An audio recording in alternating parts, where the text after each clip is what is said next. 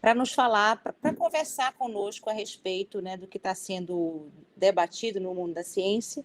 E nesse mês nós temos a honra de receber hoje a professora Beatriz Padovani Ferreira, que é professora da Universidade Federal de Pernambuco, né, vem trabalhando há muito tempo já com dinâmica de populações, avaliação de estoques pesqueiros e ecologia aquática, né, e nesse momento gentilmente cedeu uma parte do seu precioso tempo para falar conosco hoje a respeito de uma temática que a gente vem discutindo, né, há um tempo.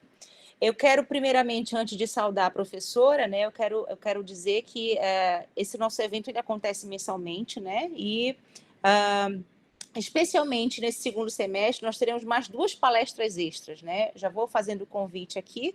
Nós temos 2 professores que recentemente entraram como professores visitantes no nosso programa de pós-graduação e também participarão das palestras no âmbito de suas especialidades, né? Então, nesse sentido, eu já quero agradecer novamente a presença de todos e afirmar que, pela primeira vez, e espero que seja daqui para sempre, nós temos Libras nas nossas palestras, né, como uma forma de inclusão, né, das pessoas que necessitam desse tipo de ferramenta, né? Então, nesse sentido, nós temos aqui a Juliana e nós temos a Vanessa, que são as 2 pessoas que são as nossas intérpretes hoje, né? A cada aqui a Vanessa, né, dando tchauzinho aqui a Juliana, né? Então, aqui, a cada 15 minutos, então, elas farão uma troca, tá? Então, em cada 15 minutos, tanto a Vanessa quanto a Juliana, que está com o codinome aqui de blá, blá, blá, Libras, vão entrar para fazer a nossa tradução para Libras. Então, quem desejar dessa ferramenta, deixe aberto sempre o videozinho delas. Elas vão deixar permanentemente abertas, né? No momento que elas trocarem, uma liga e outra desliga, tá? Então, quem tiver, quem necessitar dessa ferramenta, esteja à vontade. E eu agradeço muito a presença das 2. A Andressa está dizendo que não está vendo nenhuma das meninas, né? Bom, consegue ver agora a Vanessa? Muito bem, exatamente, né? Nós sentimos essa necessidade de inclusão realmente e por isso trouxemos as meninas aqui, né, que gentilmente vieram nos ajudar nesse sentido.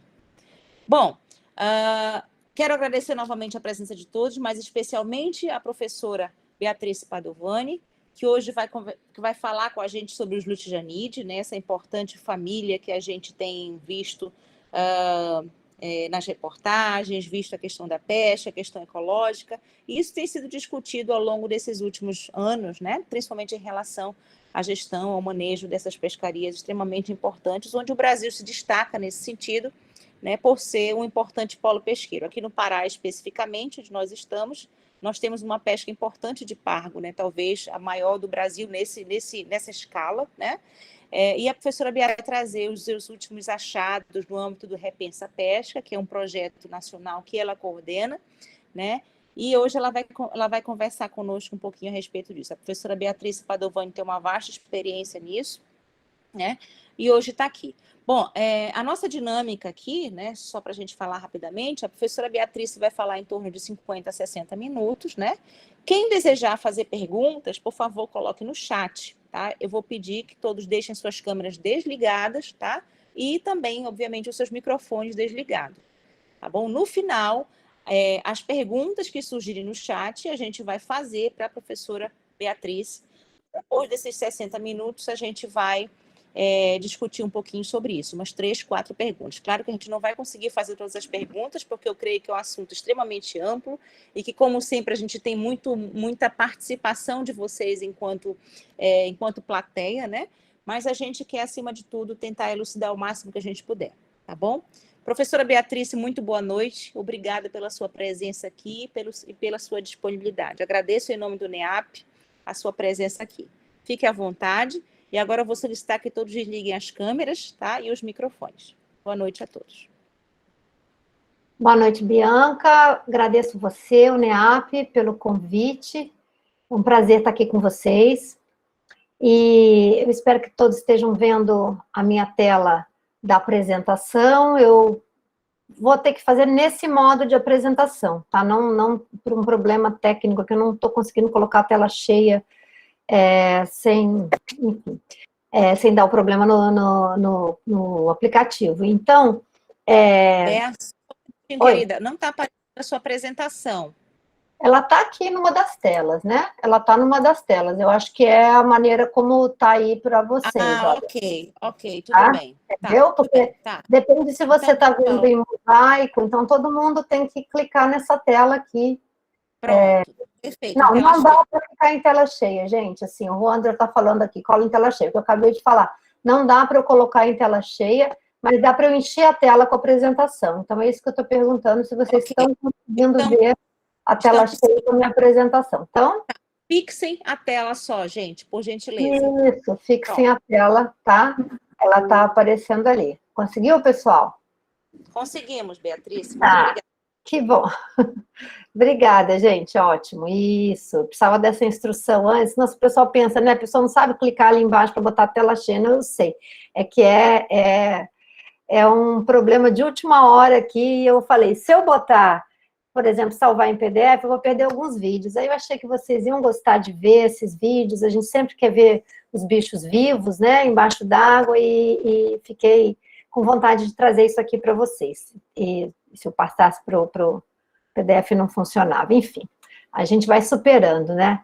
Tudo bom, Mayra? Também estou vendo aqui muita gente conhecida. Então, gente, é um prazer estar aqui com vocês todos, tá? Bianca fez esse convite super simpático e a gente naquela correria, né, Bianca, falando no telefone, ela falou, Mana, o que, que você pode falar, não sei o que, eu falei, Bianca, a gente está trabalhando, né, estamos falando disso todo dia, eu vou falar do complexo Lutetianide Epinefelida. Então, acabou ficando o título, o complexo grupo dos Lutetianide. Eu até gostei, porque é um grupo complexo mesmo, né?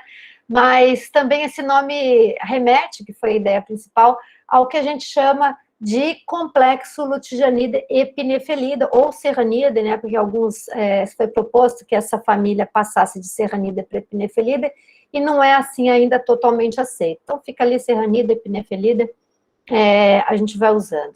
E ecologia e desafios da pesquisa e conservação. Então, ao longo da palestra, eu vou falar para vocês, vou tentar levar vocês desde o nível dos estudos das populações, passando pelas comunidades, ecossistemas e paisagem marinha, tá? Para a gente ter esse entendimento da paisagem marinha integrada, né, através da trajetória de vida dessas espécies, a gente vai estudando a ciência assim, é um quebra-cabeças que a gente vai compondo, né, o importante é a gente saber juntar tudo no final. Então, eu montei mais ou menos assim, de muitas palestras, de muitos trabalhos de alunos, mestrados, doutorados, trabalho de pesquisadores pós-doc, então fui juntando essa nossa trajetória de pesquisa ao longo dos anos em torno desse grupo tão importante. A origem desse termo, que remete ao complexo Epinefelida e Lutetianida, que são as garoupas e os vermelhos, né? Ela vem desde quando dois autores famosos, Long e Rustin Pauli, citaram num trabalho, num livro chamado Ecologia de Ambientes Tropicais, que eles dominavam os fundos duros, né? Sendo eles formados por organismos vivos, né? De origem biogênica, ou de rochas mesmo, e aí são fundos não biogênicos, né?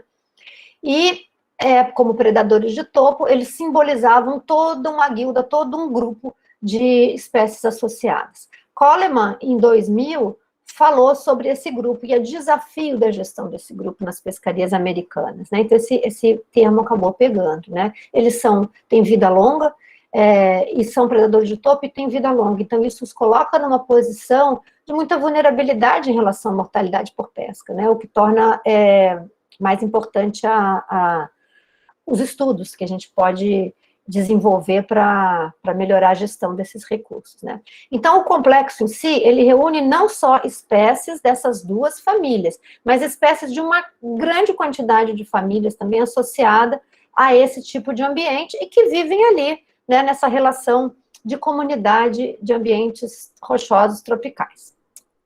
Aqui estão eles, né? Então, eu vou falar hoje muito mais dos lutetianídeos. Aqui a gente tem uma caranha, e aqui a gente tem o nosso querido mero, né? São hoje em dia os lutijanídeos são muito mais abundantes, os epinefelídeos ou serranídeos já sofreram muito com a pesca, já declinaram bastante, tem estratégias mais vulneráveis que as dos lutijanídeos, que sustentam pescarias maiores por mais tempo, enquanto que os epinefelídeos tendem a sustentar grandes pescarias por muito pouco tempo. E isso também tem relação um pouco com a estratégia de vida dos dois. Apesar de todos terem vida longa, os epinefelídeos são hermafroditas, né, o que complica um pouco mais a resistência e resiliência deles, a pescaria mais intensa. Então, eles são muito importantes para a pesca em todos os lugares onde eles ocorrem. São geralmente o alvo da pesca, embora não sejam os mais absolutamente mais abundantes, eles são os mais desejados. Então, geralmente, eles dirigem a pescaria. Então, a pescaria, ela traz várias outras espécies associadas, mas ela é dirigida por essas pescarias, né? Por essas espécies. Então, a gente vê aqui só um exemplo ao longo da costa, né? A gente tem, como a Bianca falou, o pargo dominando no norte, e um conjunto muito maior de espécies sendo alvo na região nordeste. Eu vou falar hoje mais da região norte e nordeste, que reúne a parte tropical e é onde a gente tem realizado os estudos sobre esse grupo, né? E tudo começou com revisê, né? Alguns de vocês talvez nem saibam o que é revisê, talvez fossem muito pequenininhos quando o revisê ocorreu lá de 96 a 2000, né? E esse projeto foi um projeto nacional, dividido por áreas, por área norte, área nordeste, área central, né, e área sudeste-sul, e durante esse projeto a gente começou a estudar esse grupo, principalmente ali mais para baixo, né, lá para o nordeste do Brasil, com base em Recife, né, em vários locais. E, certamente, assim, uma coisa que chamou atenção, que os primeiros levantamentos indicavam, era a importância desse grupo. Então, aqui, olha, nesse gráfico aqui de torta que vocês estão vendo, a gente tem ali em amarelo a família Lutijanida. Então, a gente vê que, realmente, eles são o alvo da pescaria, eles são os que direcionam a pescaria. Os pescadores procuram onde eles estão e os capturam. Aqui é uma grande quantidade do sirigado, Micteroperca bonassa, é um epinefelídeo, e é um evento especial de agregação, que a gente vai falar um pouquinho mais para frente. Estudando as tendências nas capturas do Nordeste, o que a gente viu é que o pargo dominou as pescarias do Nordeste durante muito tempo, mas depois ele declinou, e outras espécies começaram a aumentar sua importância. Então, aqui está o pargo, né, riscadinho aqui, eu acho que vocês estão vendo o meu cursor também, e quando ele declina, outras espécies aparecem, né, porque a pescaria começou do pargo migrou para a plataforma norte, mas isso aqui é uma pescaria da região nordeste ainda, né? Então, o declínio de uma espécie dentro do grupo, muitas vezes ele leva justamente o alvo mudar. Então, a pesca ela tem essa característica, os alvos vão mudando e às vezes o esgotamento de uma leva a mudança de alvo, né, substituído imediatamente. Esse foi um trabalho de Rezende, que analisou o Statpesca. Felizmente, o Statpesca, que era um programa de estatística pesqueira, ele deixou de acontecer em 2008, e desde então a gente não tem uma estatística pesqueira regular no Norte e Nordeste, né, o que dificulta os estudos. Alguém disse aí que não está vendo a tela compartilhada, se alguém puder dar assistência, eu vi a mensagem chegando, mas eu estou vendo aqui, então ela está aqui. Tá? E durante essa época, vários estudos foram realizados, tá? Alguém me interrompa se tiver com alguma dificuldade técnica que eu possa resolver, tá? Senão vocês ajudam o pessoal aí. Não se apegue, não, que a gente resolve aqui. Tá. Então, e aqui esses estudos, né, foram estudos que o objetivo era a gente avaliar o potencial pesqueiro. Então, foram estudos que foram feitos em todos os aspectos populacionais da espécie, né, idade, crescimento, reprodução, com vista justamente à elaboração de uma avaliação de estoques, no qual a gente pudesse determinar qual a situação desses estoques. Então, isso foi feito, a gente estudou a idade, né, que é uma curva de crescimento, vários trabalhos foram publicados, a gente tem aqui os trabalhos do Rezende, de Fredu, falando sobre esses estoques.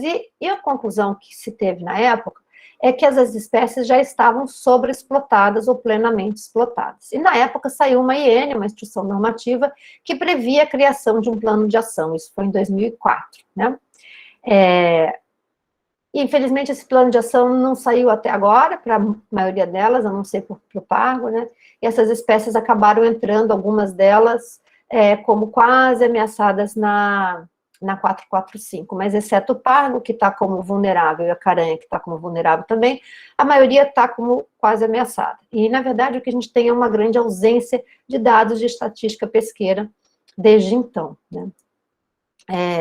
Agora, no norte, né, que concentra a maior pescaria do pargo, a gente está estudando através do Repensa Pesca. Então, Repensa Pesca, com um grande intervalo de tempo entre a época do Revisê e essa época agora, desde 2018, que a gente começou de novo, né, a gente teve um intervalo aí de mais de 10 anos, então a gente retoma os estudos sobre esse grupo, e se junta ao pessoal aí da Bianca, todo o grupo aí do norte, professor Eduardo também, que estão realizando os estudos já há algum tempo, para tentar retomar essas avaliações de estoque, para tentar retomar esses estudos mais específicos sobre esse grupo, né, e o pargo, como a Bianca já comentou, sendo o recurso, um dos recursos mais importantes nesse grupo aí na região norte. Então, aqui está a área de ocorrência deles, né, a gente falava nesses fundos duros, e justamente pode ser que a ciência não conhecesse muito bem esses fundos, mas os pargos já conheciam, né, talvez os pescadores também, porque aqui estão eles, é bem a área de ocorrência deles, né, esses recifes mesofóticos lá na quebra da plataforma. Isso aqui é o gráfico, em azul aqui, do lado direito, o gráfico das capturas. Então, a gente vê o que aconteceu na evolução da captura do pargo, que saiu da região Nordeste, aquele primeiro slide que eu mostrei para vocês era da região Nordeste, onde essa captura colapsou e toda a frota se moveu para o Norte, onde ela se mantém até agora. Então, a gente tem um histórico muito interessante de um recurso que foi intensamente pescado por algumas décadas nos bancos oceânicos na região da quebra do talude Nordeste, da beira da plataforma Nordeste, que se esgota, né, que a sobrepesca atingiu, e toda uma frota que se move e está pescando hoje em dia na região norte, né. Isso nos remete a cenários passados que a gente pode usar para prever também os cenários futuros. Então, o que é importante é a gente conhecer a ecologia e o ciclo de vida. Lá no começo a gente falava que a fragilidade desse grupo, né, vem desse ciclo de vida que tem uma longevidade alta, eles vivem muito tempo, né, e uma estratégia de vida particular que também requer atenção. Então, esses estudos de idade, crescimento, reprodução, eles precisam ser feitos, e a gente muitas vezes acha que eles só precisam ser feitos uma vez.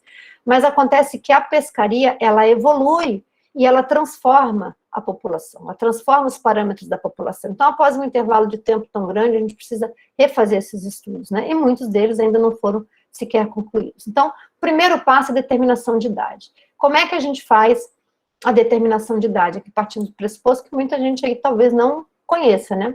A gente determina a idade de peixes através de otólitos, que são estruturas internas do ouvido interno dos peixes. Outras estruturas também funcionam, como ossos, espinhos, escamas, mas os otólitos têm uma particularidade que eles crescem, né? Eles depositam marcas ao longo de toda a vida do peixe, mesmo que ele viva muito tempo. Então, a gente não tem tanto problema de acúmulo de anéis aqui.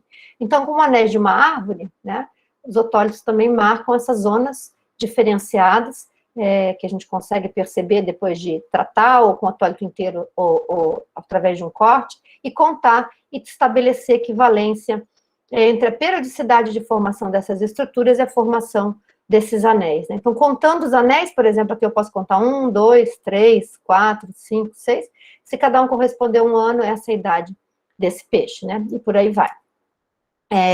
Aqui a gente tirando o otólito, né? E essa aqui é a primeira curva do pargo, que Juliane, que foi aluna de Bianca no doutorado, né, professora também, fazendo aqui a análise desses otólitos, tirando as medidas do otólito do pargo após retirado. Aqui está uma curva preliminar, a gente está melhorando essa curva, mas aqui para vocês eu já mostro uma curva de idade de crescimento, é assim que a curva de idade de crescimento se mostra, com cada pontinho um animal, um conjunto de tamanho e idade, né, e a gente vê, olha, essa curva aqui é para o campechanos, que é uma espécie muito parecida, a alta longevidade dessa espécie com indivíduos de mais de 50 anos. Então, existe uma boa possibilidade que o pargo também, que é Lutijanos purpuros, que é uma espécie irmã de Lutijanos campechanos do hemisfério norte, viva essa mesma quantidade de tempo. E a gente vê, olha, que o crescimento deles é bastante acelerado na primeira fase da vida, né? Isso aqui representa o tempo, né? Aqui embaixo a gente está com o tempo.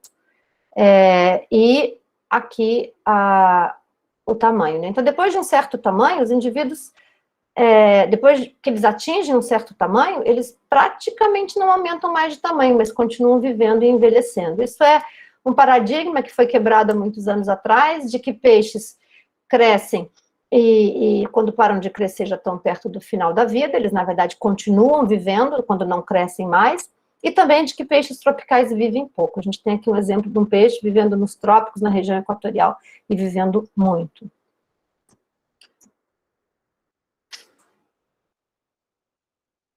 Não consigo sair daqui agora.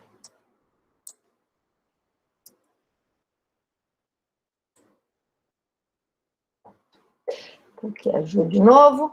Outro aspecto muito importante é a biologia reprodutiva. A biologia reprodutiva de uma espécie, ela nos diz quando que a espécie reproduz, como que a espécie reproduz, e nos dá indicativos também para nos dar algumas, para nos fornecer algumas estratégias de manejo importante, como, por exemplo, as épocas de defeso, né? As épocas de defeso, também as áreas onde as espécies reproduzem, e limitar, por exemplo, a pesca nessas regiões, né? Então, aqui está um procedimento padrão de pesagem das gônadas, preparação e depois elaboração de cortes histológicos. Através dos cortes histológicos, a gente consegue observar estruturas como o folículo pós-ovulatório, que é depois que um desses óvulos sai, que nos mostra, faz com que a gente consiga determinar exatamente o período da desova, o momento da desova, aliás, não é o período, mas o momento exato da desova.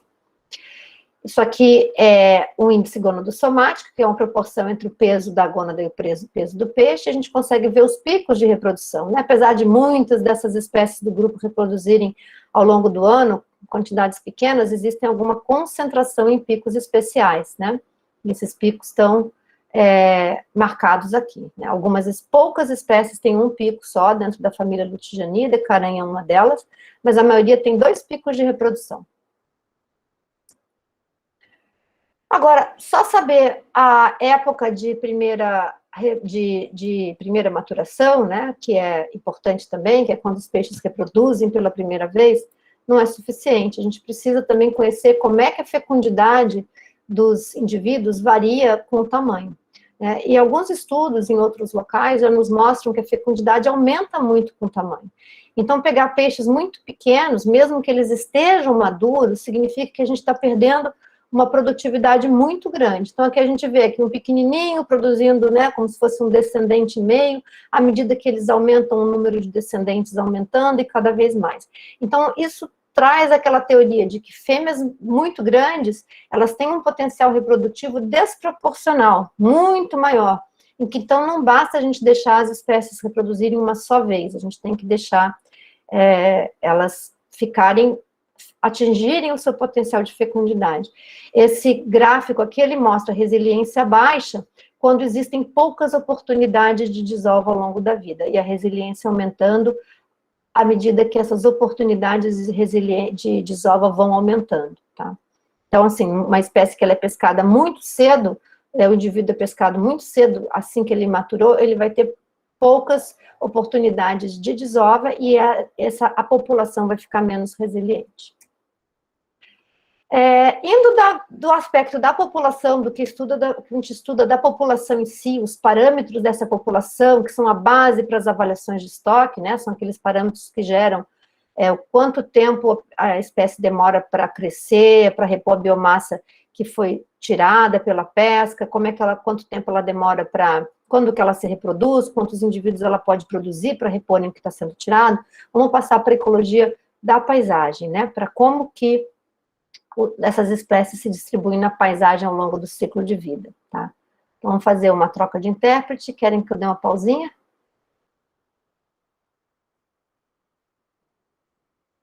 Tudo bem. Espero que todo mundo esteja conseguindo ver, gente. Eu vi que tem gente no celular, eu fico chateada, porque foi mesmo, não deu para resolver de outro jeito. Enfim, espero que no vídeo depois vocês consigam ver. Aqui eu trouxe só para, né, às vezes a gente fica falando de plataforma continental e as pessoas não têm uma noção perfeita do que isso é, né? Mas a gente tem aqui, olha, um perfil, um corte, desde a zona costeira da praia até aqui a plataforma continental, até a quebra do talude, né? E uma divisão do que é nosso mar territorial, nas 12 milhas, a zona contígua e a zona econômica exclusiva, que mede 200 milhas, tá? Mas a plataforma continental nem sempre corresponde a isso. Então, a gente vê aqui na nossa costa brasileira que a gente tem áreas com a plataforma continental, tá aqui mais clarinha, ela é bastante, isso aqui é o ZE, tá? Esse daqui, ó, que tem a orelhinha do Mickey, aqui é a ZE. Então, a plataforma continental tem umas áreas que ela é bem larga e tem umas áreas que ela é bem fininha. Então, por exemplo, ó, na região do Amazonas ela é bem larga, aqui na região de Abrolhos ela é larga, mais para o sudeste e sul, mas a maioria da plataforma nordeste ela é bem estreita, variando entre 18 e 8 milhas, ou seja, quase que apenas o mar territorial, às vezes até menos que isso, né? Então, ela é bem menor. Então, esses recortes da conectividade, a conectividade, quando a gente fala, é dentro desse recorte da plataforma, tá? É a gente fazendo o que a gente chama de cross-shelf. Então, uma coisa que a gente já ouvia falar na literatura sobre esse grupo dos lutijanídeos é que eles tinham uma forte conectividade ao longo do gradiente de profundidade da plataforma, que a gente chama de conectividade cross-shelf, ao longo da plataforma, né? Em inglês seria isso. E que ocupam toda essa plataforma ao longo de migrações ontogenéticas, ou seja, à medida que eles vão crescendo, eles vão migrando do raso para o fundo, né? Aqui como a gente está vendo. E ocupam vários tipos de ambientes costeiros diferentes. Por exemplo, aqui a gente tem os mangues, as pradarias de fanerógama, os recifes de coral, até os mais profundos, né? Então, a ideia é que essas espécies desovam no fundo e as larvas vêm de volta e usam os mangues como berçários. Então, isso é o que a teoria nos dizia, tá? Isso aqui é um corte para vocês verem, tentarem entender isso melhor. Os manguezais, uma lagoa costeira, aqui recifes de coral, a gente tem recifes de coral os rasos, os costeiros, depois a gente tem recifes mesofóticos, lá indo para a quebra, já para a plataforma externa, e a quebra do talude continental. Então, é essa área que é percorrida, tá? Aqui um esqueminha que a gente fez no Projeto Ecológico de Longa Duração PELD, aqui de Tamandaré, em Pernambuco, para tentar explicar isso, e tentar trazer cada vez mais essa paisagem marinha para o imaginário das pessoas, né? Porque quando a gente vê o mar como uma coisa toda igual, mas ele tem essa complexidade de paisagem e com a mesma relação ecológica que a gente tem para a paisagem terrestre. E como que as espécies ocupam essa paisagem? Como que elas se distribuem, que relações elas têm ao longo dessa paisagem? Mais uma vez, aquele esqueminha aqui da desova, né, os juvenis saindo para cá e voltando. Então, a primeira coisa que a gente começou a verificar é que realmente os juvenis são capturados nos estuários. Então, os juvenis estão na zona costeira, né? Eles estão lá, eles são capturados ainda nos seus primeiros anos de vida, nesses estuários, nos manguezais, que são hábitats essenciais para eles. Hábitats essenciais são aqueles aos quais as espécies dependem para viver. Se eles não existirem, elas não sobrevivem, não podem ser substituídos, né? E do primeiro estudo que a gente fez para determinar isso foi pegando os dados do Revisei e vendo se existia uma relação entre o tamanho dos bichos amostrados pela pesca e a profundidade onde eles eram coletados, né? E a gente viu que para a maioria das espécies, olha aqui, mangue, recifes costeiros e recifes mais profundos, aqui todas as espécies listadas, a gente tinha essa relação, tá? Isso a gente está falando para o complexo que é raso. O pargo, por exemplo, fazendo um parêntese, tá? Eles são de águas mais profundas, então eles não têm essa mesma conectividade desde o manguezal até lá fora, tá? Eles estão no complexo mais profundo. O complexo raso é esse que inclui ali o có, o dentão, né? Espécies que realmente a gente vê nas águas rasas. Mas eles também têm uma distribuição cross-shelf, só que ela não é tão estendida, tá? Então aqui, olha, a gente viu, poxa, então realmente é verdade, né? Esse foi o primeiro trabalho de Fredu. Eles, quando são pequenos, estão no raso e à medida que eles vão crescendo, vai para o fundo. Mas uma pergunta que surgia até na revisão do artigo mas será que já não pescaram todos os grandes no raso? E eles não têm mais, só tem grande no fundo, e no fundo você não consegue pegar os pequenos? Bem, sempre é possível, né? Então, mais estudos foram necessários para isso. Mas a teoria era essa, que eles se distribuem ao longo desses hábitats e que a pesca também, diferentes pescarias, capturavam nos diferentes fases de vida. Então, eu tenho a pesca estuarina capturando os pequenos, os intermediários pela pesca mais costeira e a pesca que vai lá para fora pegava os maiores, né? E aí, como a pesca lá fora pegava os maiores, nós começamos a buscar as agregações reprodutivas, porque agregações reprodutivas são descritas há muito tempo como eventos extraordinários, onde milhares de indivíduos se reúnem para desovar, às vezes uma vez no ano, às vezes 2 vezes no ano, e já são muito conhecidos dos pescadores, agregam muitos indivíduos, têm grandes densidades, então captura por unidade de esforço, e uma produtividade da pescaria muito boa, então os pescadores vão atrás. Várias partes, em vários lugares do mundo, essas agregações declinaram e praticamente desapareceram. E isso levou pesquisadores a se reunirem e formarem a Sociedade para a Conservação de Agregação de Peixes, né? Essa sociedade traz alertas importantes. Esses alertas dizem que quando você captura muito peixe numa agregação e passa fazendo isso muito tempo e a captura não cai, você pode achar que a abundância não caiu, mas na verdade o que você está mostrando é a densidade. A abundância diminui, mas eles juntam de novo. Então, quando colapsa, colapsa de uma vez. Os peixes, os pargos que viviam lá nos bancos oceânicos, que são muito reduzidos em área, possivelmente as capturas se mantiveram altas por muito tempo, mas quando elas colapsaram de uma vez só, porque eles tinham esse mesmo efeito de agregação permanente, tá? Então, onde é que estão essas agregações? Será que elas ainda ocorrem? Será que a pesca já levou embora a maioria delas? Então, a gente começou a estudar esses eventos. E a gente via, realmente, alguns desembarques muito grandes, tá? E esses desembarques eram em certas épocas do ano e tinham capturas que não eram comparáveis a nenhuma captura da mesma espécie em nenhuma outra época. Então, a gente já tinha pelo princípio de uma captura por unidade de esforço alta, em alguns lugares, significa alta densidade de agregação, esse indício, né? E através de um projeto chamado Projeto Pró-Ribada, que veio como uma mitigação de atividades de petróleo em áreas sem licença ambiental, né? Isso o Ministério Público determinou uma multa, essa multa foi revertida pelo IBAMA na época em recurso para pesquisa, né? Atividade sísmica é aquela que tem aqueles canhões e ela tem um grande impacto em áreas de agregação, se ela acontecer em cima. Então esse recurso foi revertido para isso e a gente conseguiu dar continuidade a um trabalho que a gente começou a pensar no reviser e não teve tempo, recurso para fazer, que era buscar essas agregações. Esse projeto chamou Pró-Ribada, os pescadores chamam as agregações de arribada. Então, essas foram as áreas de estudo, né, teve diversas áreas de estudo diferentes, né, e nós trabalhamos aí com vários pesquisadores que hoje em dia estão conosco aí no Repensa Pesca, muito deles, professor Jorge Olavo, aqui na área da Bahia, e outros também em outras regiões, professor Moura, que estava aqui na área de Abrolhos, né, e seguimos estudando, procurando onde é que estão. E fomos perguntar para quem, né? Para quem conhece, os pescadores que pescavam nessas agregações. Perguntar para eles aonde é que elas ocorriam e tentar fazer uma associação com o tipo de fundo. Porque os pescadores, mesmo sem ter câmeras para colocar lá embaixo, sem mergulhar e sem ver o que tem lá embaixo, eles sentem o fundo, né? Sentem o fundo por vários mecanismos, entre eles um mecanismo chamado sassanga, que é um fio de prumo que eles usam para conhecer. Muitos hoje em dia já têm as sondas, né? Imagino que aí na região norte do Brasil, a maioria deve ter, mas aqui no Nordeste ainda tem muitos pescadores que pescam mesmo só com conhecimento tradicional que eles trazem de geração a geração, e conhecendo esses fundos. E foi para nossa surpresa que eles eram sim capazes de descrever com riqueza de detalhes, desenhar com riqueza de detalhes, formações do fundo, que eram formações que nos remetiam a feições de fundo. A Bianca está dizendo que todo mundo já tem sonda, né? Realmente, assim, é uma tecnologia que se disseminou bastante, né? Ela está cada vez mais abrangente. Mas esses pescadores antigos, né, que praticamente não dependem de nada para encontrar seu caminho no mar, a não ser da própria experiência e conhecimento, conseguiam desenhar esses fundos.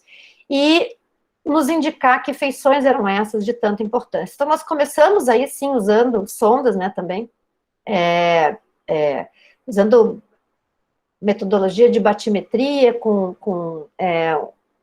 um feixe único, de feixe múltiplo, tentar descrever esses locais. E descobrimos canais, né, esses canais, hoje em dia isso já evoluiu bastante, né, estamos até vendo isso com satélite agora, mas eu nem trouxe muito disso, porque não ia dar tempo na apresentação hoje, mas o importante é dizer para vocês que a gente conseguiu ver que esses canais existiam, que existiam feições que eram claramente associadas a essas agregações, né? Isso aqui foi o trabalho de Camargo, a primeira descrição dessas associações, desses fungos, e através também de embarques, né, dentro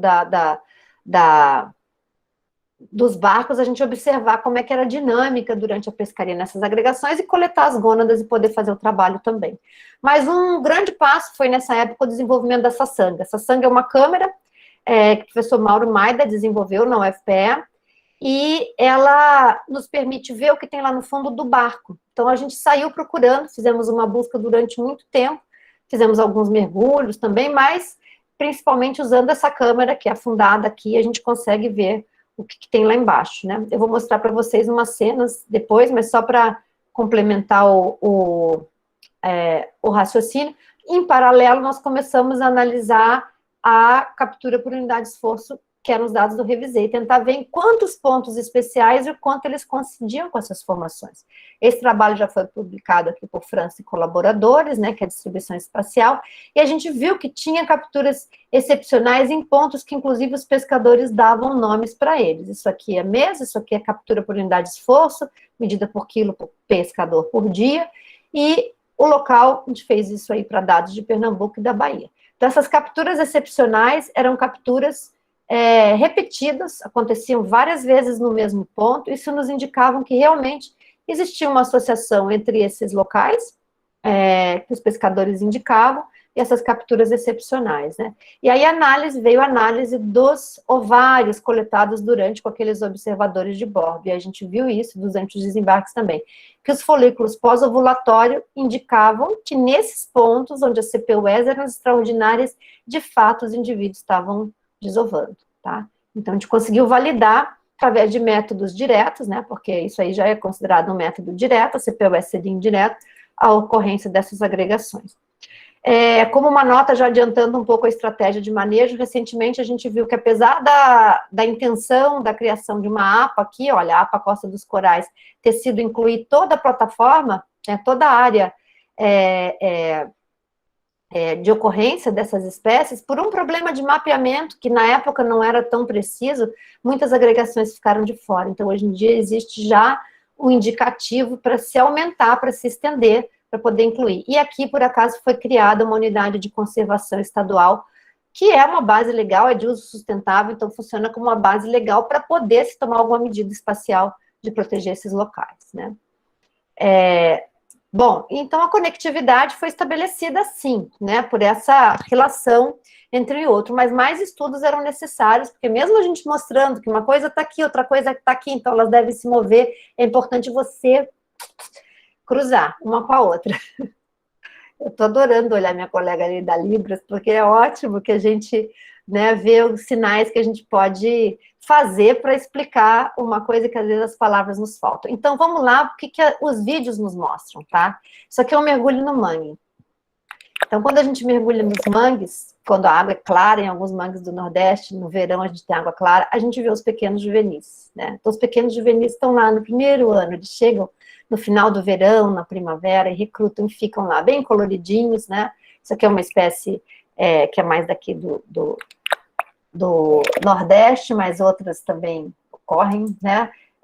Nesses mesmos ambientes. À medida que eles vão crescendo, eles vão indo para os recifes costeiros, a gente tem aqui uma agregação deles, essa é uma área protegida, então tem vários reunidos aqui numa caverna durante a maré baixa, aqui tem um mero também, é uma área protegida, 2, aliás, né? E aqui, gente, o resultado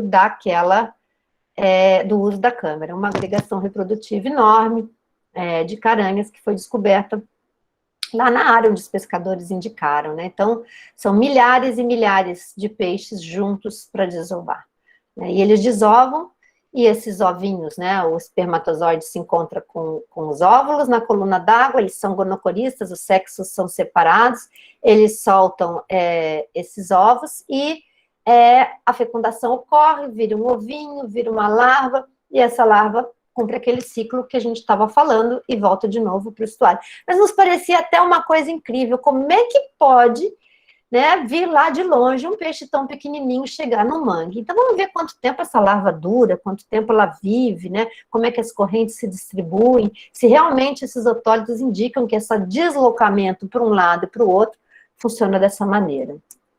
E aí, eu tenho que sair, dá para mudar de slide, eu tenho que sair do negócio. Isso. Então, aí existem várias ferramentas de estudo que podem nos ajudar a determinar a conectividade. Por exemplo, os otólitos, né, além deles determinarem a idade, eles também arquivam a composição química da água onde eles passam aquele momento da vida. Como o otólito nos dá a idade, se eu olhar no núcleo, eu vou saber que composição química estava lá no comecinho da vida. Se eu olhar na borda, eu vou saber que composição química estava lá depois, né? Existem possibilidades de estudos genéticos também, estudos parentais, que vão dizer quem é pai de quem é mãe de quem, né? E estudos de transferência trófica, feitos através de isótopos estáveis de carbono e nitrogênio, que a gente vê como que a energia é transportada ao longo da cadeia alimentar pelos diferentes organismos. Aqui é com vários grupos tróficos, né, indo dos mais de base para os mais de cima, mas a gente também pode fazer isso através do gradiente Cross-Shelf e ver como é que a energia, eu já vou mostrar isso para vocês, como é que a energia vai. E tudo isso é importante, porque, vejam, nós estamos já na paisagem, então nós estamos começando a pensar, talvez em estratégias de manejo para proteger todos os ambientes essenciais ao longo da vida dessas espécies, né? Então, aqui estão os otólitos, né, como que a gente corta esses otólitos e faz as análises dos elementos químicos deles, e aqui um dos primeiros estudos, o estudo de Aschenbrenner, que pegou uma espécie que a gente via no mangue, que a gente via nos recifes da costa, né, da plataforma continental, e surgiu aquela pergunta, será que a gente não vê os grandes no mangue, porque já foram todos pescados? Mas o que a gente viu, ó, isso aqui são os pequenos, tá, estão no manguezal, e aqui na área já mais para fora, né? Então, a gente vê que tem até uma distribuição de frequência, isso aqui é tamanho, isso aqui é número de indivíduos, partida. Mas quando a gente olhou os elementos químicos do otólito, a gente viu que realmente as composições eram diferentes e que elas mudavam ao longo da vida. Ou seja, realmente todos os indivíduos amostrados tinham uma marca no seu núcleo da fase juvenil passada nos manguezais. Então, esses componentes, eles têm uma assinatura que falam, olha, a água aqui, ela é menos salina, né? Ou ela é a temperatura é mais elevada. Isso permite com que a gente, conhecendo as características do ambiente, trace de volta, tá?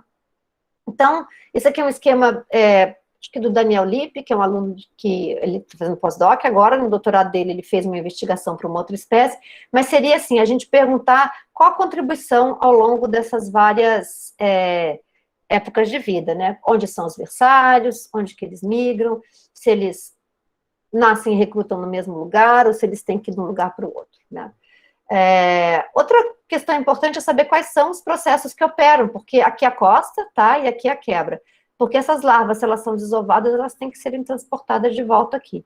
Então, estudar o tempo de vida larval também é muito importante. Então, a gente começou a usar armadilhas de luz para capturar os peixes quando eles estão chegando. Quando eles estão chegando para recrutar nos estuários. Para a gente poder saber quanto tempo eles passaram no que a gente chama de vida larval pelágica. As espécies dos lutijanídeos, né, da família Lutijanida e Pinefelida também, eles são o que a gente chama de demersais, eles vivem associados ao fundo, recifais ou demersais vivem associados ao fundo durante a maior parte da sua vida. Porém, durante a vida larval, eles têm uma vida pelágica, então a gente precisa entender qual que é a duração dessa vida larval, tá? Como que a gente faz isso? Primeiro a gente tem que capturar, né, então as armadilhas de luz tem uma luz aqui que atrai os peixes, elas são utilizadas para isso, eles entram nessa rede, ficam presos aqui, eles já são pequenos peixinhos, assim, desse tamanhozinho. E o otólito deles nos dá exatamente esse período. A gente consegue, analisando os otólitos, ver quanto tempo que eles têm, deixa eu ver isso aqui, ó. Isso daqui é a marca da eclosão. Oi? Isso aqui é a marca da eclosão, e aí depois a gente tem aqui a marca de quando eles assentam ao fundo. Cada anelzinho desse é um dia.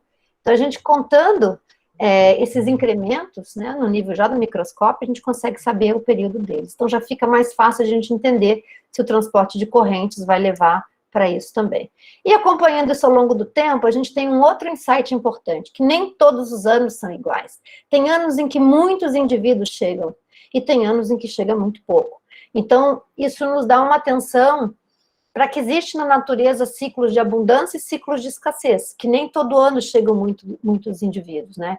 Então, alguns anos são excepcionais. Isso é um alerta para a questão das mudanças climáticas, porque se isso é mediado, regulado pelas variações, pelos ciclos naturais de temperatura, interrupções nesses ciclos podem ter consequências no futuro, né? Então, a gente tem um desafio extra em todos os nossos estudos, que é entender como os ciclos naturais funcionam e como esses ciclos podem ser alterados. Isso aqui, só para ilustrar, foi um trabalho do Henrique, porque eu queria que trabalhou com tudo que vinha nessas armadilhas, né? Eu falei do complexo, que tem várias espécies, e eu queria mostrar para vocês que coisa mais linda, a diversidade, esses são todos os estágios larvais finais, logo antes do assentamento ou ambiente recifal, né? Então, aqui, olha, por exemplo, a gente tem um Lutijano sinagris, olha que lindo que ele é, o ariocó, né, quando ele é bem pequenininho, alguns são transparentes, a gente vê a espinha deles todinha aqui, então é realmente uma coisa, assim, eu acho incrível, né, a gente vê, assim, a diversidade e como as coisas são complexas e equilibradas, né. Bom, uma outra questão também importante é a questão da transferência trófica, de como que essa transferência trófica ocorre. Se eles estão lá no mangue, na fase juvenil, depois vão para a pradaria de fanerógama, vão para o Recife e vão lá para fora, à medida que eles vão se alimentando, diferentes fontes vão sendo utilizadas. Então, eles transferem a energia do raso e essa energia caminha com eles ao longo da vida para o fundo, né? Então, isso aqui é o trabalho do Rodrigo Bastos, que é pós-doc com a gente lá, com vários colaboradores, sobre 2 espécies, para a gente ver essa transferência no cross-shelf, né? Sim, são os resultados super recentes aqui, mas o que a gente está vendo, olha, é que a influência, por exemplo, do perifito, né, que é aquela composição de microalgas que fica aqui nos mangues, né, ela começa aqui na fase juvenil e vai caindo depois. Ela vai ser substituída pela influência do mangue, e mais parte pela influência das macroalgas, que é para onde eles vão, porque os recifes têm muitas macroalgas, né? Aqui também, a gente já pegou indivíduos maiores, então a gente vê já decaindo a do perifito, né, a influência do mangue, e as outras influências aumentando, não, desculpa, aqui é da grama, né, o perifito subindo, o mangue caindo, e subindo aqui a importância das macroalgas, né, então, como que isso vai se substituindo ao longo da vida, é muito interessante, porque nos dá esses insights, e nos remete à importância da conservação de toda a paisagem marinha, né? Para cada espécie, o que é importante não é só onde ela está ocorrendo, mas é importante todos os ambientes dos quais ela necessita e transfere energia, né? Então, isso aqui, da mesma maneira, mostrando a transferência de energia ao longo da vida e dos vários ciclos diferentes dessa espécie, como a outra. Essa daqui é com a ariocó também, né? Então, é uma outra forma da gente também enxergar. A gente enxergar a paisagem dessa transferência, a paisagem dos isótopos estáveis de carbono e nitrogênio que dão essa possibilidade da gente entender essa transferência. Manejo e conservação. Eu já vi que já tem gente perguntando o que eu posso fazer, né? Como é que a gente pode fazer? Lá no começo eu falei um pouco da proteção das agregações, né? Tanto que estão ali fora da APA, Costa dos Corais, e precisa proteger, né? Quando a gente pensa no ponto de vista da população e da pesca, o que a gente fala é o quanto eu posso tirar que vai conseguir ser reposto novamente. Então, esses dados básicos nos levam, de novo, esse slide eu já mostrei antes, mas é para mostrar as avaliações de estoque aqui, né? Então, o que a instrução normativa falava? Um plano de ação. Se o estoque está sobreexplotado, o destino dele não é muito bom dali para frente. Cada vez mais ele vai ficar mais sobreexplotado, vai entrar em extinção. Então, a gente precisa fazer alguma coisa, entrar em colapso, né? Colapso da pescaria. Então, o que a gente consegue, o que é importante a gente fazer, né? Então, planos de ação que envolvem várias coisas. Mas quais são esses elementos dos planos de ação? Um elemento importante, que, por exemplo, nos Estados Unidos já é considerado, é a proteção de todos os hábitats essenciais, né? No Brasil, a gente já tem os manguezais protegidos como áreas de proteção permanente, né? As pradarias não têm esse mesmo status, mas elas precisam ter também. E isso é fundamental, principalmente face às várias perdas que nós temos tido, né? Eu acredito que na região norte se tem aí uma quantidade de manguezais que é a grande chave para essa grande produtividade, mas a gente nunca deve achar que alguma coisa é para sempre, né? E tomar muito cuidado com os impactos, né? Os manguezais são apontados como chave nas questões de soluções baseadas na natureza. Quando a gente fala em mudanças climáticas, alguns ecossistemas são chaves para solução baseada na natureza. O manguezal é um deles, né? Então, onde a gente tem pouco, que é o caso do Nordeste, a proteção é essencial para que esses berçários permaneçam, né? Esses berçários, sem eles, não dá. Então,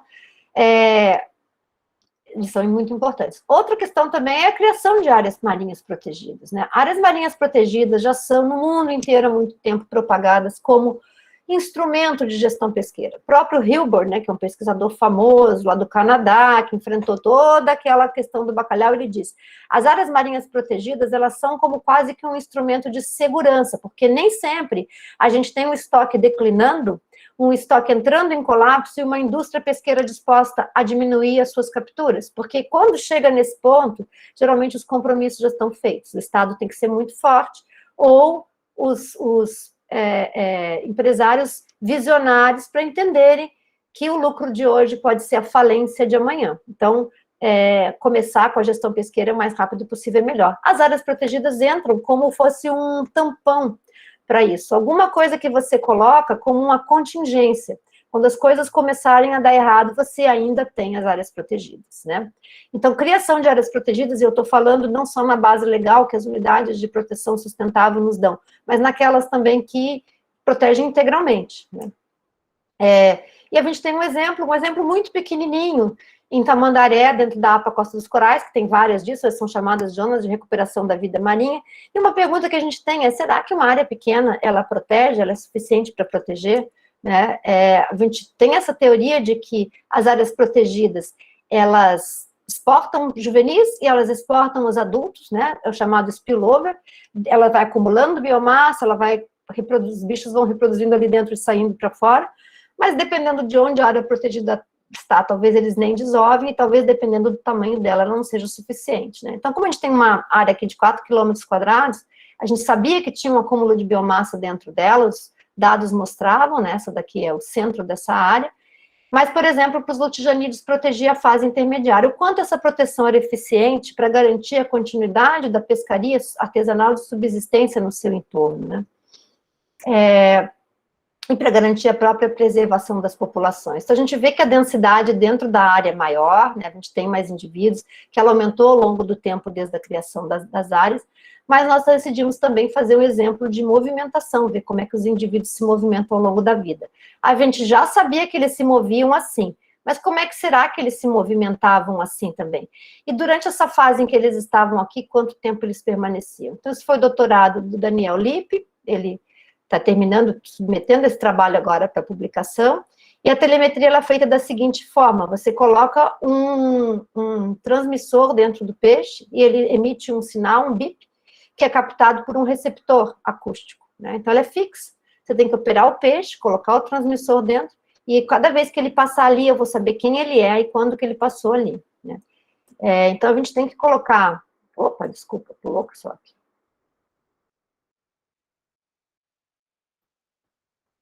Tá, então aqui a posição, desculpa, aqui é a posição onde estão os receptores, né, que eles são utilizados para a gente ver a movimentação dos peixes. E a ideia era ver efetividade. Então, a gente vai para o campo com isso tudo. Nossa, estou pulando esse slide aqui. E aí, a captura era noturna, tinha todo um esquema aqui não vou passar muito por isso, porque já está acabando o tempo, mas como que você opera para botar um troço dentro da barriga do peixe, né? E aí, depois, ele era solto aqui, ó. Embora, beleza, isso aqui já é mergulhando, levando ele depois de operado, depois de descansadinho, para ele voltar lá para o ambiente recifal, onde ele era solto novamente. A gente tinha cuidado de pegar e soltar no mesmo recife, onde ele foi capturado. Como balde transparente, pronto, foi-se embora. Então, ele volta ali para aquela região onde ele estava, né? Isso aqui é o desenho dos receptores, um pouco melhor, aquele primeiro slide só tinha o nosso desenho inicial, depois nós conseguimos uma colaboração com a Ocean Tracking Network, uma organização global de monitoramento, né, que quando você compartilha os dados, eles emprestam os receptores, e eles foram colocados dentro e fora, nesse arranjo aqui, né, e os bichos marcados.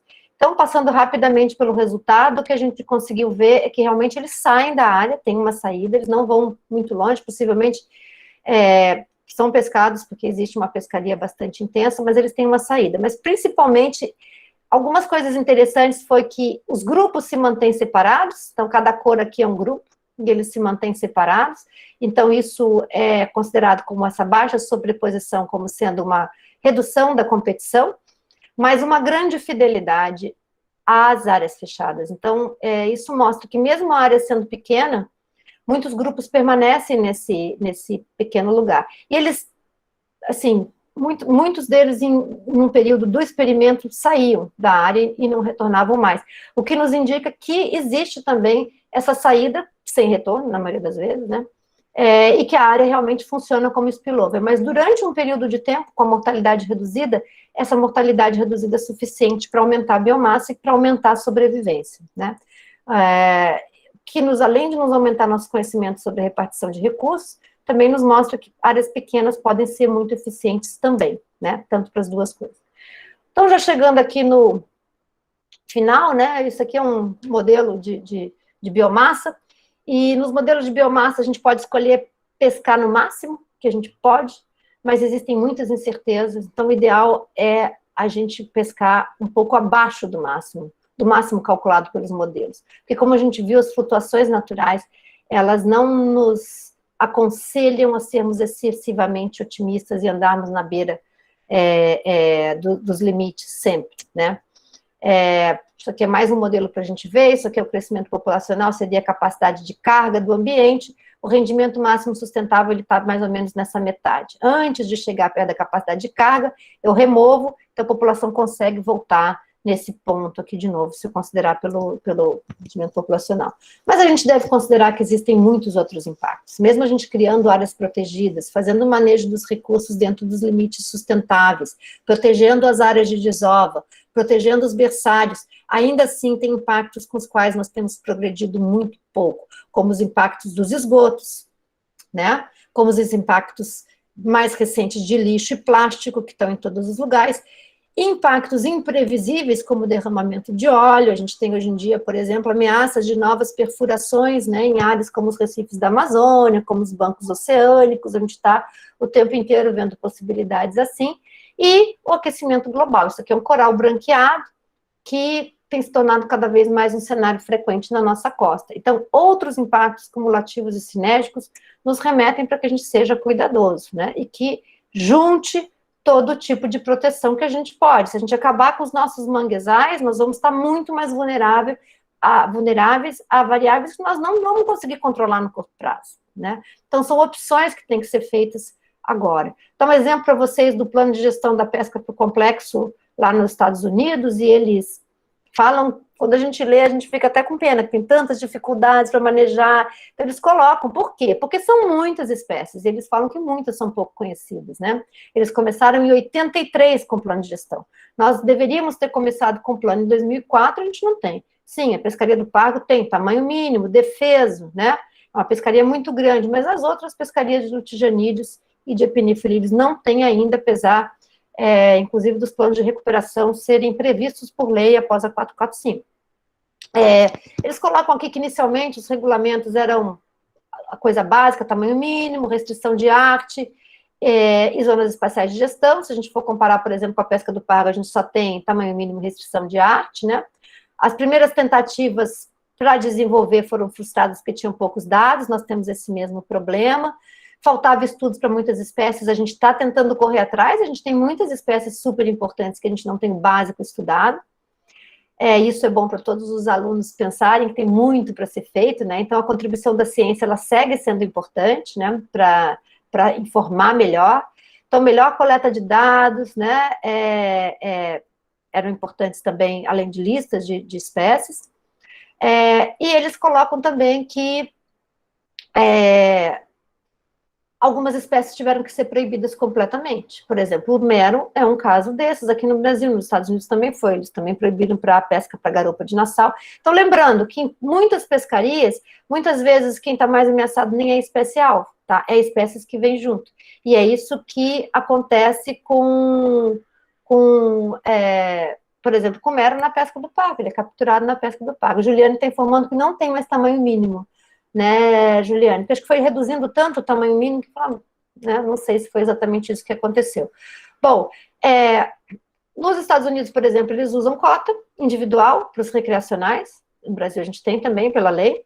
Limite de tamanho, limites de viagens, então a gente já começa a regular o número de viagens que uma embarcação pode fazer, qual a cota total que pode ser retirada, mas eu preciso de muita estatística pesqueira em tempo real para fazer isso, e defesas na época de desova. Mas eles também aprovaram um sistema de áreas marinhas protegidas de águas profundas para ajudar a proteger ainda mais as espécies e seu hábitat, né? Então, isso realmente, né, como eu estava falando, é uma estratégia que é necessária.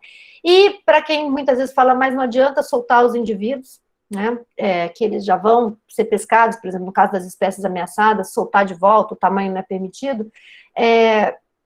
Trouxe aqui o exemplo que o Matheus, lá também do Meros do Brasil, né, lançou com essas pesquisas desses tipos de redutores, né, de captura de biodiversidade, é um instrumento que você consegue colocar para o peixe afundar rápido, porque ele vem com a bexiga natatória inflada, e isso hoje em dia é obrigatório nos Estados Unidos, é uma das medidas que é obrigatória. Todo mundo tem que embarcar com isso, porque todo mundo tem que fazer a devolução do peixe na água, e não é jogar o peixe na água de volta para ele morrer, e sim com uma medida que vai permitir a sobrevivência em muitos casos, tá?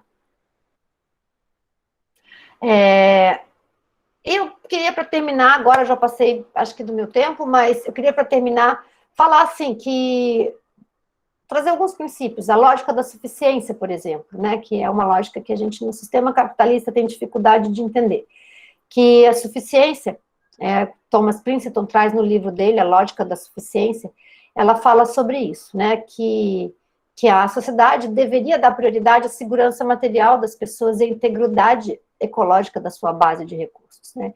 Então, eu espero que o que eu apresentei hoje para vocês trouxe essa ideia de que a integridade ecológica ela é feita por um mosaico de ecossistemas reunidos, por uma transferência complexa de energia entre os ecossistemas, por uma ocupação de hábitats que ocorre ao longo de toda a vida, e durante todo esse processo as espécies elas se relacionam com os ecossistemas, né, e eles todos compõem em conjunto a paisagem. Então, a gente não pode tratar de um elemento separado do outro. E, além de tudo, a gente tem que preservar essa integridade, preservar esses limites. A nossa espécie, ela sobreviveu porque ela soube, ao longo de toda a sua evolução, se adaptar a restrições ecológicas, ela não teve opção. Hoje em dia, a gente está se distanciando das restrições ecológicas que existem, porque a gente está sobrepujando essas restrições cada vez mais. Mas isso é um caminho de não retorno, né? Então, esse pensamento da suficiência, hoje em dia, está preconizado, por exemplo, na próxima Conferência das Partes da Biodiversidade, é o que vai ser dito, se vocês acompanharem e virem o que eles pregam, com muito cuidado, é uma lógica mais integralizada, uma menor externalidade das indústrias. Externalidade é quando a indústria causa uma outra poluição ou um outro problema além do que ela está na sua matriz produtiva, né? Um limite de suficiência antes do esgotamento, né? E um olhar no que tem em volta. Então, eu acho que, como diz o Princeton, né, ele argumenta que procurar o suficiente quanto mais é possível deveria ser intuitivo e racional, né, sob o ponto de vista ecológico e, acima de tudo, é ético, né. Então, é isso. Eu vi que todo mundo está fazendo pergunta, estou doida para responder. Queria fazer aqui agradecimento, falar do Repensa Pesca, que é um projeto, né, que muito nos entusiasma, está aí podendo trabalhar com o pessoal aí, da Bianca, o Grupo do Norte, da Bianca, do Eduardo, né, um sistema tão maravilhoso que ainda tem tanto para ser feito, mas ainda tem tanto para ser preservado também, né, agradecer essas várias instituições que fazem Repensa Pesca, CPN, CMBio, todas as universidades que compõem também, e muitos outros projetos que, né, vários elementos, aí são anos e anos que a gente vai conseguindo os financiamentos, fazendo as parcerias, que isso que nos permite a gente construir as ideias, né, e construir a lógica, né, desses trabalhos, e além de instituições que fazem financiamento, que nos apoiam, que a gente vai compondo, a gente também tem pessoas, nossos alunos, né, todo mundo que vai ajudando. Então, assim, trabalho de muitas pessoas, né, desde os nossos orientadores, até botei meus orientadores, porque eu puxei lá da minha programação de titular, para dar essa mensagem, que a gente só trabalha e consegue as coisas, né, com muita união e muita cooperação. e persistência também. Então, esse agradecimento aí pelos trabalhos compostos por tantas pessoas tão importantes, que eu espero que elas se vejam aí e reconheço como cada uma delas é essencial para isso tudo. Obrigada, gente. Beatriz, você é ótima como sempre, né? Eu quero agradecer em nome do NEAP, né? E antes da gente abrir para as palestras, para as perguntas, perdão, que são milhares, né? Você deve ter visto os balõezinhos subindo aí. Claro que a gente não vai fazer todas, a gente vai selecionar algumas, tá, gente? Porque realmente a gente não tem tempo. Mas é assim, eu achei linda a sua apresentação, né? E eu sempre digo que Bea, ela é uma incentivadora, sabe? Ela incentiva a gente, ela é cientista detetive. Ela vai juntando uma coisinha aqui, uma coisinha dali, e de repente ela chega com uma ideia, né? Então, isso é muito legal, né? E principalmente mostrando toda essa lógica, que é uma lógica, na verdade, do quanto que a gente impacta o ambiente, né? O quanto que as nossas ações, o quanto nós somos vetores dessas mudanças. Né, que a gente acha que são tão pequenas, mas na verdade elas vão acumulando e viram uma bola de neve. Né?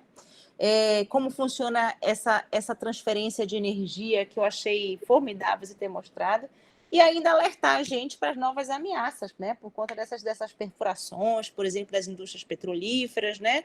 O quanto que a gente fica vulnerável quando a gente permite uma coisa desse tipo. Então, eu acho que você trouxe várias coisas para a gente pensar, né? Somos todos fãs de Bea, como diz Juliane aqui, né?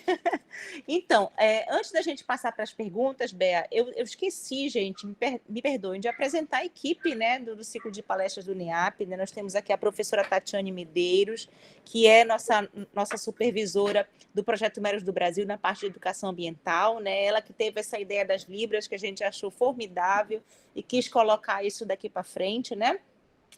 O Diego, que está aqui, a Viviane, a Luana, que são os alunos que estão por trás, né, de tudo isso, que Beatriz colocou muito bem. A gente não é nada sem esses meninos, né, que estão sempre conosco, lutando com a gente chega com uma ideia, agora te vira e faz, eles se viram mesmo e fazem. Então, é bem legal. Então, eu vou deixar agora a palavra para a professora Tatiane Bea, agradecendo imensamente a sua disponibilidade, tá, de você estar aqui hoje conosco, né, agradecendo as meninas aqui do Blá Blá Blá Libras, que eu estou achando lindo isso, né, extremamente inclusivo, e vou deixar a palavra agora com a professora Tatiane. Minha querida, muito obrigada, um abraço no coração, você sabe que você mora no meu coração. Um beijo. Obrigada, Bianca, obrigada mesmo, querida. Você também. Boa noite, gente. Boa noite a todos.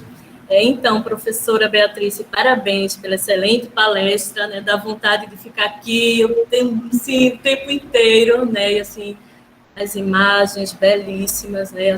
Em nome do... Queria, primeiramente, assim, em nome do Projeto Meros do Brasil, agradecer aí pela excelente palestra, informações muito valiosas, né? Que com certeza os que tiveram oportunidade de assistir vão aproveitar em algum momento, né? Realmente você está de parabéns, né? As imagens muito boas, né? A gente fica realmente feliz, né? Agradeço também as meninas aí, né, do Blá Blá Blá Libras, né? Excelente aí a apresentação, que bom que deu certo, né? A gente estava muito apreensivo mesmo. Mas então, professora, você viu que teve, né, várias perguntas, né? A gente iremos selecionar algumas, tá? Então, vamos começando aqui. Tem a primeira pergunta, professora, que é de Francisco Marcante. Ele perguntou o seguinte: gostaria de saber se existem estudos para observação de diferentes populações de lutijanídeos entre o litoral norte e sul de Pernambuco. Pode ser uma única ou várias populações? Obrigada, Tati. Obrigada pelas suas palavras. Chico, a gente está fazendo. Eu não incluí porque ainda não vai dar tempo. E assim, essa diferenciação de estoques, para o pessoal entender, né? Além de você, por exemplo, com microquímica, genética, né? Você conseguir ver a diferença entre ao longo da vida de um indivíduo, você também consegue usar os princípios para saber que são estoques diferentes. Tipo assim, todo mundo passou a vida numa água diferente a vida inteira, né? E pela microquímica do tóxico a gente consegue ver isso, por exemplo, a genética, né? Pela diferenciação, você consegue ver isso. E a gente está fazendo, Chico, foi a tese de Aline. A Aline fez para a Lutijanide, mas não só dentro de Pernambuco, tá? Porque pelo padrão das correntes, pela duração da vida larval, a gente imaginou uma diferenciação numa escala maior. A gente já tinha tentado para os surus crisuros achar uma diferenciação fraca só no Nordeste. Então, para a Aline, ela tentou bancos oceânicos e a costa de Pernambuco até o Ceará, ou foi até o Rio Grande do Norte? Ceará, até o Ceará. De Pernambuco até o Ceará na costa e os bancos oceânicos em Noronha, tá? E a gente encontrou que tem uma estruturação, sim, tá? Mas alguns locais mais diferenciados que os outros, então esse trabalho ainda está saindo. Foi o doutorado dela, mas ainda não está publicado, ela está fechando para sair. Jéssica fez o mestrado também com essa diferenciação, mas pegou desde o Paraná para Ariocó, a Aline fez pelo Tianjucu, ela pegou desde o Paraná até Ariocó, até o Maranhão, aí tem uma estruturação muito grande. Então, realmente, o que a gente está propondo agora, Chico, é que existe uma diferenciação a nível de marine ecoregions, de regiões, ecorregiões marinhas, que casa muito com a divisão que o Revisé fez. Tá? Então, talvez isso vai, inclusive, nos guiar nas avaliações de estoque futuramente, o que a gente está discutindo agora, né? Estamos ainda pensando, vendo isso. Eu sei que teve um trabalho lá de Rosângela, que também viu uma diferenciação por forma de otólito, né, se não me engano, para o dourado, e a gente também usou a forma do otólito, né, o Jonas, desde que ele foi lá para o laboratório, o pessoal começou a usar isso também junto com a microquímica, e ajudou bastante, porque concorda, né, assim, com alguns padrões. Então, o que eu te diria é assim, segue muito os padrões ali da corrente do Brasil, que divide, sobe, né, depois pega a sua equatorial, e aí tem umas particularidades de retenção em alguns locais, mas a estruturação eu acho que seria mais pelas ecorregiões marinhas, é na hipótese que a gente está tentando botar para frente. É o Chico de Serra Talhada agora, não sabia que ele era Chico de Serra Talhada. Pois é, mas é Francisco Marcante, é esse? Só tem um. Ai, que bom, ai, meu Deus. Que bom rever. Que bom, Chico. Eu estava reconhecendo o seu nome e fiquei na... Ai, que bom, Francisco. Aquele que primeiro anel é primeiro, ou será que... Pois é, que bom, Chico. Então, perfeito, professora. Vamos, desculpa, professora, não resisti aí. Não, mas assim tem que ser uma personalidade dessa, a gente tem que... Vamos seguir, então. Aqui tem mais perguntas. Na verdade, teve duas perguntas de Juan Moura. E aí a gente selecionou uma aqui, tá? Ele perguntou como é mediado o conflito com pescadores locais em áreas de proteção. Eles geralmente ajudam e cooperam. Existe alguma capacitação para esses pescadores? Juan, eu vi que você perguntou isso, eu vi que você perguntou também como é que protege as áreas de agregação, mas isso aí já ficou respondido, né, Juan? Porque a gente tem que criar essas áreas protegidas. Olha, as áreas de proteção, nessas áreas no-take, elas tiram uma área de pesca do pescador. Eu acho que quanto mais isso for negociado, melhor. Mas eu diria que unanimidade absoluta às vezes não é possível, porque nem todo mundo se convence pelos mesmos, né? Então eu acho que a maioria que é o importante e o tempo vai fazendo demonstrativo. Então é importante que seja um processo participatório de consenso, né? O consenso nem sempre é unanimidade, mas o consenso é uma coisa que a gente aceita experimentar. E quanto mais os resultados foram compartilhados, quanto mais a comunidade for envolvida, mais fácil é a aceitação. E eu acho que com o passar do tempo isso se torna cada vez mais um patrimônio do local. E as gerações mais jovens passam a defender, mas é importante a gente não excluir. E hoje em dia, assim, o próprio Sistema Nacional de Unidades de Conservação, ele prevê o diálogo participativo e essa construção conjunta. Eu, ao longo da minha vida, eu acho que eu vi no começo uma resistência grande, hoje em dia eu vejo pescadores e pescadoras defendendo a criação dessas áreas, defendendo dentro de reservas extrativistas e defendendo até fora. Por exemplo, quando a gente teve o zoneamento do uso aquaviário do litoral sul, ali da região do sul de Pernambuco, foram pescadores e pescadoras que propuseram criação de santuários do mero, áreas onde o mero seria protegido, que a pesca não seria possível, porque eles acham que se a pesca for possível, ainda assim pode haver captura, né? Então eles acharam que seria importante criar, porque eles mesmos estão vendo uma redução, entendeu? Então eles entendem que essa gestão é importante. Então é assim que eu vejo acho que eu vejo uma evolução muito grande, inclusive um movimento de pescadores e pescadoras, eu acho que hoje em dia tem uma compreensão da importância da proteção ambiental, apesar de sofrerem tantos impactos, né, de outras atividades que impactam, que poluem, né, eu acho que eles são defensores, assim mesmo, da conservação, mas o importante é que a gente tenha bom senso, porque você às vezes exige grande sacrifício de um grupo e nenhum sacrifício de outros. Então, eu acho que o que traz a participação é um pouco de um senso de justiça social também, então isso também tem que ser percebido. Ok, professora, temos, está quase acabando, tá? Temos uma pergunta também de Luana Mesculto, que é uma aluna nossa, que está trabalhando com o pargo aqui na sua dissertação, que ela pergunta o seguinte, professora, a senhora poderia falar mais sobre a captura de juvenis do pargo na pesca comercial? O pargo, hoje em dia, a pescaria do pargo, ela é dividida, né, como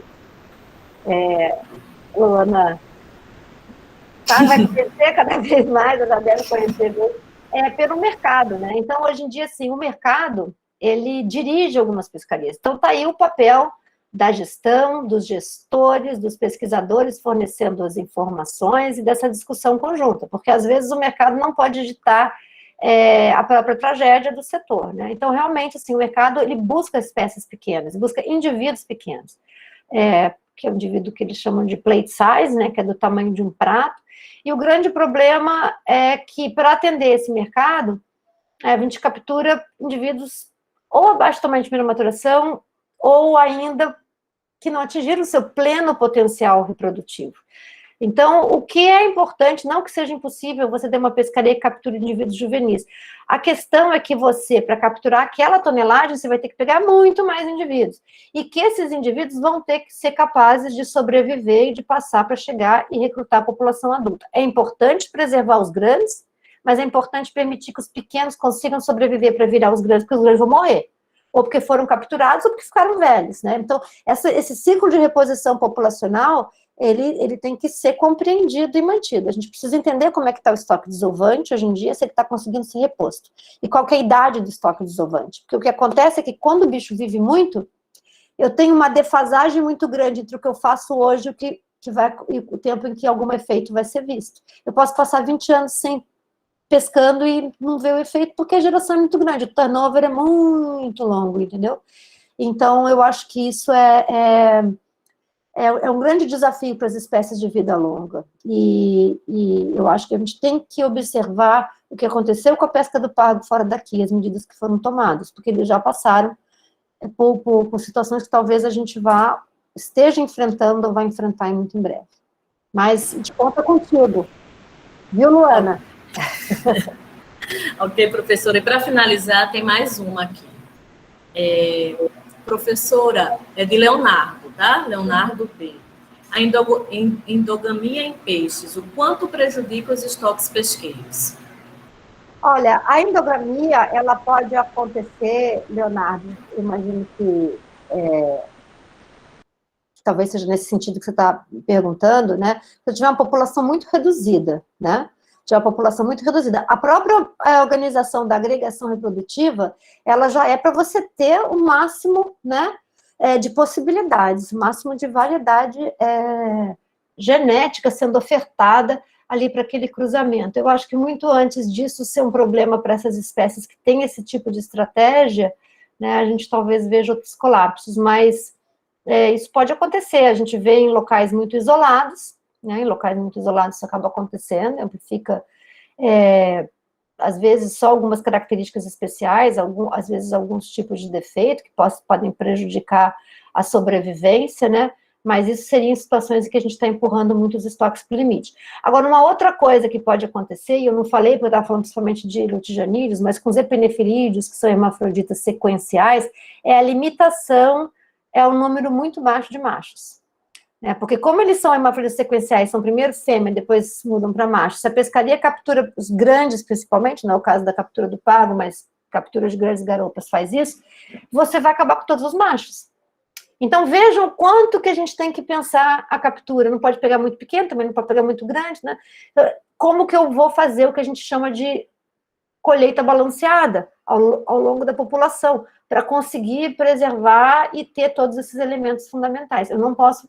É o que eles chamam de limitação de esperma. Se eu tiver tão poucos machos, que eles já são naturalmente reduzidos na população, mas a pesca pode torná-los raríssimos, que eles não vão, você não vai ter possibilidade de fecundação suficientes. Acho que é isso. Ok, professora, excelentes respostas, como sempre, né?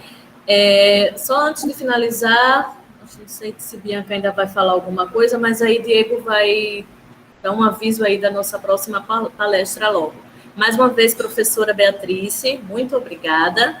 Parabéns. Obrigada. E vai ter outras, nós já vamos pensar, né, Bianca, em outras palestras, porque uma hora só não dá. Sim, professora Beatriz está convidada sempre aqui, né? Sempre nos auxilia em tudo, né? Com os alunos e assim por diante. Muito, muito feliz de tê-la aqui, viu, Bel? De verdade mesmo, viu? Obrigada a todo mundo que ajudou. Andei pedindo uns slides aí de última hora, galera. Muito obrigada. Pois é, a professora corre tanto, eu sei que o tempo dela é bastante precioso, né? Então a gente só tem a agradecer. Foi um prazer, gente. Muito, muito obrigada. Parabéns pela iniciativa de vocês. Bianca, Tatiana, todo mundo. Beijão para vocês. Adorei. Vou vir sempre assistir. Querida, muito obrigada. Gente, já aproveitando aqui, agradecendo a professora Beatriz, já coloco aqui a nossa próxima palestra, né? Vamos ter o Matheus Freitas, doutor Matheus Freitas, do Instituto Meros do Brasil, que vai falar um pouquinho sobre as ações de pesquisa e comunicação ao longo da costa brasileira. Já deixo vocês convidados aqui, tá? E façam a inscrição na nossa homepage, tá? Para ter acesso aos certificados e assim por diante. E também entrem no nosso canal, que eu nem sei como é o nosso canal, mas os meninos vão colocar aqui no chat como é que é. Porque eu sou fora da mídia, gente. Eu realmente não sei. Mas nós temos um canal lá no YouTube, tá? Todas as nossas palestras, inclusive do nosso saudoso professor Fábio Azin, estão todas lá, tá bom? E todo mundo pode acompanhar, tá? Sigam o nosso Instagram também. Muito obrigada a todos. Boa noite a todos. Um excelente fim de dia.